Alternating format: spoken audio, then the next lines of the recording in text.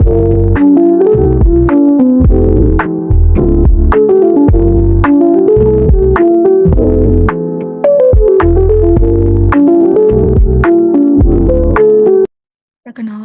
nama saya Rahel Maharani dengan NIM 23212828. Pada kesempatan ini, saya akan menyampaikan video dengan judul Rezeki tentang virus laba yang menipu. Tema ini membahas tentang pentingnya integritas dan kejujuran dalam memperoleh keuntungan. Dalam kehidupan, banyak orang atau perusahaan ingin terlihat berhasil melalui laba yang besar, laporan keuangan yang terlihat baik, dan citra sukses di mata publik. Namun, apabila keberhasilan itu dibangun dari manipulasi dan kebohongan, maka keuntungan tersebut tidak akan membawa ketenangan. Melalui video ini, saya akan membahas 3 kasus nyata kehancuran perusahaan akibat manipulasi keuangan, yaitu Enron, Wirecard, dan Jiwasraya. Ketiga kasus ini menunjukkan bahwa laba yang terlihat besar tidak selalu berarti keberhasilan yang sebenarnya. Jika angka-angka dalam laporan keuangan dimanipulasi, maka yang muncul bukanlah rezeki yang tenang, melainkan masalah, kerugian, dan hilangnya kepercayaan publik. Dan apa fungsinya Tuhan sebagai pelindung? 20 years ago today, corporate America changed forever. Enron filed for bankruptcy December 2nd, 2001. Enron merupakan salah satu perusahaan besar di Amerika Serikat dengan total kekayaan 70 miliar dolar Amerika Serikat. Namun di balik itu, Enron melakukan manipulasi laporan keuangan perusahaan dengan menyembunyikan utang dan menutupi kerugian dan membuat laba terlihat lebih besar daripada kondisi sebenarnya. Pada tahun 2001, keuangan Enron terbongkar. Enron akhirnya bangkrut. Sekitar 20.000 karyawan kehilangan pekerjaan dan dana pensiun karyawan hilang sekitar 2 miliar dolar Amerika Serikat. Dan banyak pejabat tinggi Enron akhirnya diproses hukum karena terlibat dalam skandal tersebut. Perusahaan pemroses pembayaran dan penyedia jasa keuangan Jerman yang terdaftar di Bursa Frankfurt Wirecard terjerat mega skandal miliaran euro atau triliunan rupiah. Hal tersebut memicu dugaan atas isu pencucian uang di wilayah operasi Wirecard di Asia Pasifik.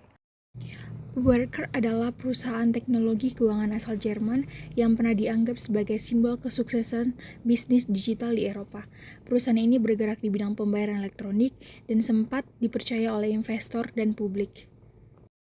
Namun di balik citra besar Wirecard muncul skandal besar, yaitu pada tahun 2020 auditor tidak dapat membuktikan keberadaan dana sekitar 1,9 miliar euro dalam rekening perusahaan.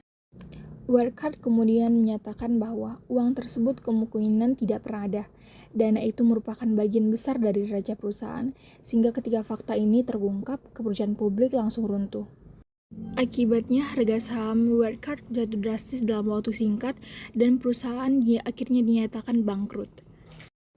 Wirecard juga dilaporkan memiliki kewajiban kepada kreditor hampir 4 miliar dolar Amerika Serikat setelah lubang keuangan 1,9 miliar euro terbongkar. Saya melebar ke dugaan korupsi. Kejaksaan Agung pun mendalami dugaan ini. Jiwasraya adalah perusahaan asuransi jiwa milik negara yang seharusnya memberi perlindungan dan rasa aman kepada masyarakat. Banyak nasabah mempercayakan uangnya kepada Jiwasraya dengan harapan dana tersebut dikelola secara aman dan bertanggung jawab. Namun, kepercayaan itu terguncang ketika Jiwasraya mengalami gagal bayar. Salah satu masalah besar yang terjadi pada produk JS Saving Plan, yaitu produk asuransi sekaligus investasi. Perusahaan tidak mampu memenuhi kewajiban kepada pemegang polis karena tekanan likuiditas dan pengelolaan di investasi yang bermasalah. Kasus ini kemudian berkembang menjadi skandal besar. BPK menyatakan kerugian negara dalam kasus Jiwasraya mencapai 16,81 triliun. Kerugian itu terdiri dari kerugian saham sekitar 4,65 triliun dan kerugian akibat investasi reksadana sekitar 12,6 triliun. Dari 3 kasus yang telah dibahas, kita dapat melihat bahwa satu pola yang sama. Semuanya berawal dari keinginan untuk terlihat berhasil. Enron ingin terlihat sebagai perusahaan energi yang terus berkembang dan menguntungkan. Wirecard ingin mempertahankan citra sebagai perusahaan teknologi keuangan yang modern yang sukses. Jiwasraya seharusnya menjadi lembaga asuransi yang menjaga amanah nasabah, tapi justru mengalami masalah besar pada pengolahan dana dan investasi. Ketiga kasus ini menunjukkan bahwa manipulasi keuangan bukan hanya kesalahan angka dalam laporan. Manipulasi keuangan adalah bentuk pengkhianatan terhadap kepercayaan. Investor percaya kepada laporan keuangan dan nasabah percaya pada dana mereka dikelola dengan aman. Karyawan percaya pada perusahaan tempat mereka bekerja bahwa mereka memiliki masa depan. Tapi ketika angka-angka ini dimanipulasi, kepercayaan ikut hancur. Dari sini terlihat bahwa laba yang dibangun dari kebohongan hanya terlihat menguntungkan di awal. Pada akhirnya, kebohongan itu akan membawa kerugian, proses hukum, rusaknya nama baik, dan hilangnya martabat. Laba yang menipu mungkin bisa membuat perusahaan tampak sukses sementara, tapi tidak bisa menciptakan ketenangan yang sebenarnya. Dalam tema rezeki yang tenang versus laba yang menipu, makna Tuhan sebagai pelindung dapat dipahami secara lebih dalam. Itu perlindungan Tuhan bukan berarti seseorang akan terbebas dari semua masalah. Orang yang jujur tetap bisa menghadapi kesulitan, tekanan, bahkan godaan untuk mengambil jalan curang. Namun perlindungan itu hadir dalam bentuk ketenangan batin. Ketika seorang memilih jujur, ia tidak perlu hidup dalam rasa takut.